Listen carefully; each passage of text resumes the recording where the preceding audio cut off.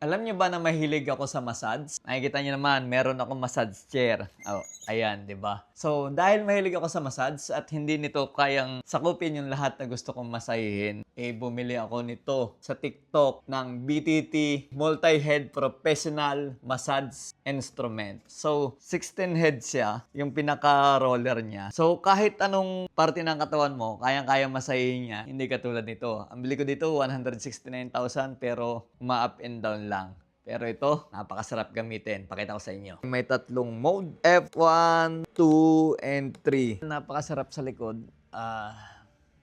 Itaas mo pa. Yan. O, di ba?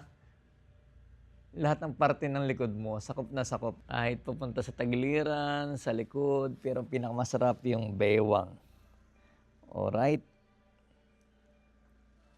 Pansin ko, ang tagal malobat. Isang araw ko pa yung ginagamit eh. Sarap. Kitang-kita nyo naman, gamit na gamit ko at sulit yung pagkakabili ko. So sa mga gusto at mahilig magpamasahe na gustong maging relax, lalong-lalo na pagka-uwi nyo sa trabaho, gamitin nyo ito. Marirelax yung katawan nyo. Nasa yellow basket lang.